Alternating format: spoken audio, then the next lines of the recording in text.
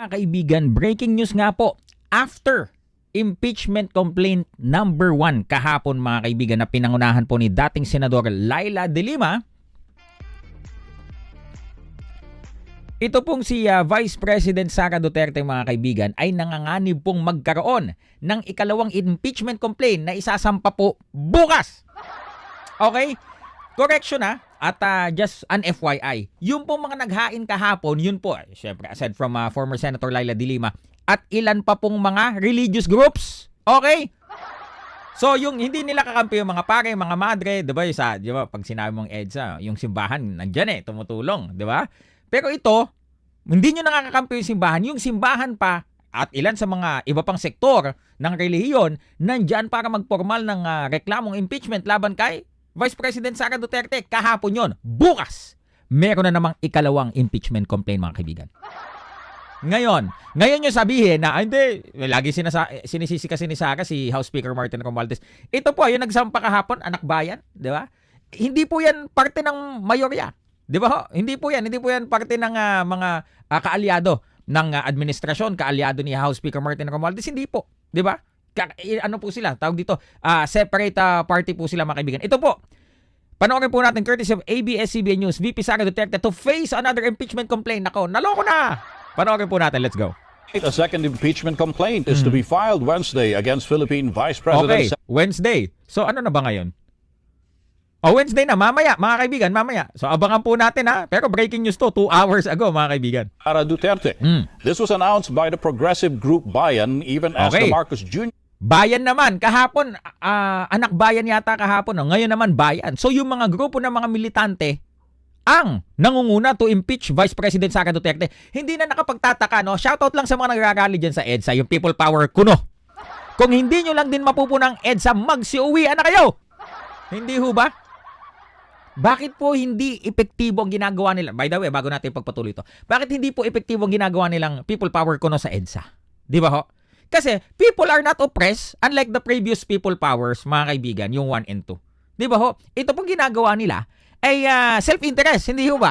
Pangsariling interest ng mga politikong nagigipit dahil walang maipaliwanag dun sa mga alegasyong ibinabato sa kanila, mga hindi maipaliwanag na paggasta. Di ba? Pangalawa, kaya siguro hindi gutom ho yung mga relista, halatang mga hinakot lang di ba? Sabi po ng PNP, may bayaran 500, yung iba may 200 pesos. Ano yun? Binabayaran nyo na lang mga relista nyo, yung mga naghakot may kickback pang 300 pesos per head. Kumusta naman yun? At pangatlo siguro, kaya hindi epektibo, yung mga nagrarally, hindi talaga sila yung mga militanteng grupo, yung mga malalakas magkilos protesta. 'Di ba ho? Yung mga KMU, etc., you name them, 'di ba? Yung itong mga nagrarally na to, yan dati yung mga nagre-red tag. Yan, sila dati yung mga nagre-red tagging, pero how ironic sila ngayon yung nasa EDSA. 'Di ba? 'Di ba ho? Ano ang pagkakaiba? Hindi ho sila yung mga militante na pag nagrally talaga, no? Passionate, no? Presyo ibaba, ganyan, 'di ba?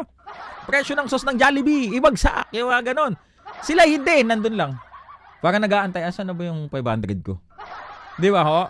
Bakit ho? Kasi yung pati yung mga militanteng grupo, kaaway ng mga DDS kaaway ng mga Duterte. Di ba? Ay, sinong susuporta sa iyo dyan? Walay.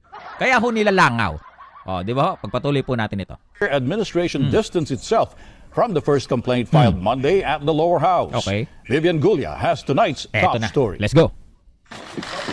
A day after the first ever impeachment complaint against Vice Ito yung President kahapon. Sara Duterte was filed before the House of Representatives, a lawmaker from the Makabayan bloc announced that 50 representatives from various progressive So, kung kahapon pinangunahan po ni former Senator Laila De Lima, ito naman sila, Raul Manuel. Palakpakan nyo si Raul Manuel. Diba? Ibang grupo naman na ito. Ano sabi? Ilan daw?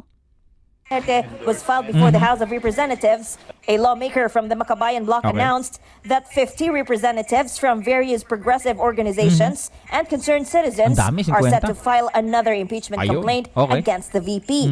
Their basis, the alleged corruption and misuse of confidential funds during Duterte's tenure as vice president. So kung aawayin na naman ni Sara yung administrasyon, hindi po ito kaalyado ng administrasyon, sila Raul Manuel, hindi po. Hindi din yan membro ng mayorya sa Kongreso, hindi po. Di ba? Baka na naman, sisihin na naman. Hindi, kasi si Martin ganito. Iba na yan. Ibig sabihin, hindi ka pinag-iinitan, BP Sara. Di ba? Meron talaga silang mga nakita ng mga sapat na batayan para sampahan ka ng impeachment, 'di ba? Hindi mo din kasi pinapaliwanag eh. 'Di ba? Oh, panoorin natin. President and Education Secretary. In a media advisory, Progressive Group said the filing is scheduled on Wednesday. Makabayan congressmen at the lower chamber will endorse the fresh impeachment complaint. Okay. Ang gusto nating tutukan doon sa impeachment complaint na may ifa-file ay kung paano ba talaga hindi nagpakita na pagiging katiwa-tiwala ang vice-presidente sa Factually speaking and objectively speaking, may punto po si Raul Manuel. Kasi as a public servant, it is your mandate to explain to the public, to the Filipino people, saan po ginasta ang kanilang hard-earned money. Taxpayers' money po yan. Kung ayaw mo ipaliwanag, ayaw mo harapin, di ba? Basis po yun para, di ba? Magreklamo ng impeachment sa'yo. Itong ating mga, di ba? Itong mga kongresista o kung sino mga grupo dyan, di ba? Kung may makita talaga silang basihan. simula pala ng kanyang termino kasi malaking red flag na sa atin na hindi pa natapos yung unang half year pa lang niya. Doon pa lang, diba, ni-request na niya yung 125 million pesos na confidential funds na nagastos in 11 days. Manuel is optimistic there is still Yun nga po, di ba? Kahit kayo mga DDS, ano man ang mga pagsisegue ninyo, ipaliwanag kung paano naubos yung 125 million in 11 days. Di ba? Ang sagot nyo kasi, hindi, may baha, may iba pang mga problema, may baha. Di ba? O kaya, sinasabi nyo, hindi, adik ang presidente. Ano naman? Di ba? Anong kinalaman nun doon? Di ba? Mapapaliwanag ba nun yung paggasta ng 125 million in 11 days tapos mga questionable yung mga acknowledgement receipt? Sus, Ginoo. time to tackle the impeachment complaint against Duterte and that it will get the needed votes, at least at the lower chamber of Congress. Merong sapat na panahon, tapos merong time pa before the campaign period. We owe it to the people. Trabaho po natin eh. Exactly. Yung Men, yes po, mandato po ng mga kongresista yan. Di ba ho? Trabaho po nila na usisain ang mga ahensya, departamento ng gobyerno kung naging mainam ba at naging tama ba ang kanilang paggasta ng pera ng tao. Wag ho tayo maging, di ba ho? Wag kayo maging blind follower, maging panatiko. Di ba ho? Bantayan po natin kung tama ginagawa ng mga, mga lingkod bayan na yan. asikasuhin talaga ang anumang impeachment complaints na maifa-file. Okay. Tingin natin hindi siya waste of time. Yes. That's even as Malacanang distanced itself from the ouster move against the Vice President. Executive Secretary Lucas Bersamin said the office of President Ferdinand Marcos Jr. has nothing to do with the impeachment complaint against Duterte, adding that it is an independent initiative of complainants who are private citizens and that its endorsement is a prerogative of any House member. Among the evidence that may be used to support allegations of betrayal of public trust, according to at least two congressmen, are the allegedly fabricated acknowledgement receipts supposedly submitted by the Yung office. sinasabi natin, yung mga fabricated acknowledgement receipt. Hanggang ngayon po, hindi pa rin makita si Mary Grace Piatos. May pabuya ng 1 million. Asa na po yan? Di ba? Mary Grace Piatos! Shoutout sa'yo kung nasan ka man. Led by Duterte to justify their confidential expenses in 2022 and 2023. Lalo itong magiging batayan para isik natin o yung pagpapanagot din dun sa mga nasa Office of the Vice President. Okay. Kung non-existent si Mary Grace Piatos, I guess, obvious na ang implications nito. There was fraud and falsification. Yeah. Fraud and falsification of public documents, mga kaibigan. Chichiri. For House Assistant Majority Leader Judas Idre, other acknowledgement receipts submitted by the OVP to the COA should also be scrutinized. Kung merong kamalian sa isa, siguro it gives us reason to also anticipate na baka spurious din yung iba. At kung spurious ito on a large scale, baka nga umabot tayo sa technical malversation. Vice President Duterte previously refused to comment on lawmakers' allegation that some recipients of the OVP's confidential funds seem dubious, saying that not all receipts and auditing documents go through her office. Meanwhile, the Philippine Senate President urges his colleagues to keep mum on the impeachment bid against Vice President Duterte. Senator Francis Escudero said this would prevent a supposed perception of bias on the upper chamber, which would sit as impeachment court. He So ito also na po warned mga kaibigan. So in short, isa na naman pong panibagong impeachment complaint ang ihahain po mamaya, Miyerkules. So kung meron na naghain ng Lunes, then nakapahinga ng Martes, Miyerkules may maghahain uli.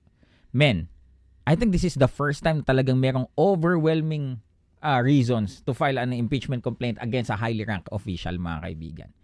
And baka na naman sisihin ni BP Sara itong si BBM o si House Speaker Martin Romualdez. Wala ka na masisisi. Bakit? Hindi naman nila kaalyado yung mga nagsampa ng kaso ng impeachment sa'yo. Di ba? Ganito kasi yan, VP Sara. Ipaliwanag mo kasi. Harapin mo ang taong bayan, harapin mo ang mga mambabatas, harapin mo ang mga senador, ipaliwanag mo naging paggasta mo. Yun lang yan. At sa inyo mga DDS kayo na pinagtatakpan nyo pa ang mali, gumising kayo. Di ba? Maging ano kayo, maging patas kayo, maging fair kayo. Di ho ba? Hindi porket may sinusuportahan kayong kandidato, tapos kahit mali na yung ginagawa, kakampihan nyo pa rin. Huwag ganun ho. Di ba ho? Maging balanse po tayong lahat. Comment down below, ano po masasabi nyo sa ikalawang impeachment complaint na ihahain po laban kay Vice President Sara Duterte mamaya po ng Miyerkules. Ako po, Silver Voice TV. Magandang madaling araw po sa inyong lahat.